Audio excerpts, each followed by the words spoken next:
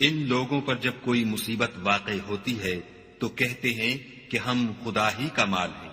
اور اسی کی طرف لوٹ کر جانے والے ہیں۔ یہی لوگ ہیں جن پر ان کے پروردگار کی مہربانی اور رحمت ہے، اور یہی سیدھے رستے پر ہیں۔ کوہ صفا اور مروہ خدا کی نشانیوں میں سے ہیں، تو جو شخص خانہ کعبہ کا حج یا عمرہ کرے اس پر کچھ گناہ نہیں کہ دونوں کا طواف کرے، بلکہ طواف ایک قسم کا نیک کام ہے، اور جو کوئی نیک کام کرے تو خدا قدر شناس اور دانا ہے۔ جو لوگ ہمارے حکموں اور ہدایتوں کو جو ہم نے نازل کی ہیں کسی غرض فاسد سے چھپاتے ہیں، باوجود کہ ہم نے ان لوگوں کے سمجھانے کے لیے اپنی کتاب میں کھول کھول کر بیان کر دیا ہے، ایسوں پر خدا اور تمام لعنت کرنے والے لعنت کرتے ہیں۔ ہاں، جو توبہ کرتے ہیں اور اپنی حالت درست کر لیتے اور احکام الہی کو صاف صاف بیان کر دیتے ہیں تو میں ان کے قصور معاف کر دیتا ہوں،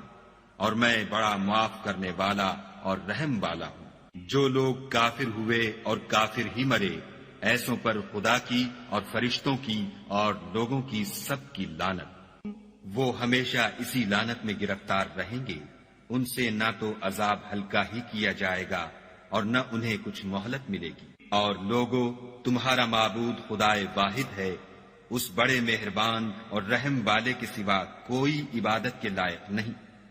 بے شک آسمانوں اور زمین کے پیدا کرنے میں اور رات اور دن کے ایک دوسرے کے پیچھے آنے جانے میں اور کشتیوں اور جہازوں میں جو دریا میں لوگوں کے فائدے کے لیے رواں ہیں، اور مہ میں جس کو خدا آسمان سے برساتا اور اس سے زمین کو مرنے کے بعد زندہ یعنی خشک ہوئے پیچھے سرسبز کر دیتا ہے، اور زمین پر ہر قسم کے جانور پھیلانے میں اور ہواؤں کے چلانے میں اور بادلوں میں جو آسمان اور زمین کے درمیان گھرے رہتے ہیں۔ عقل مندوں کے لیے خدا کی قدرت کی نشانیاں ہیں۔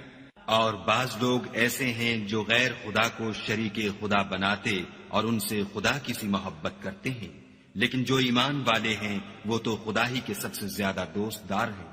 اور اے کاش ظالم لوگ جو بات عذاب کے وقت دیکھیں گے اب دیکھ لیتے کہ سب طرح کی طاقت خدا ہی کو ہے، اور یہ کہ خدا سخت عذاب کرنے والا ہے۔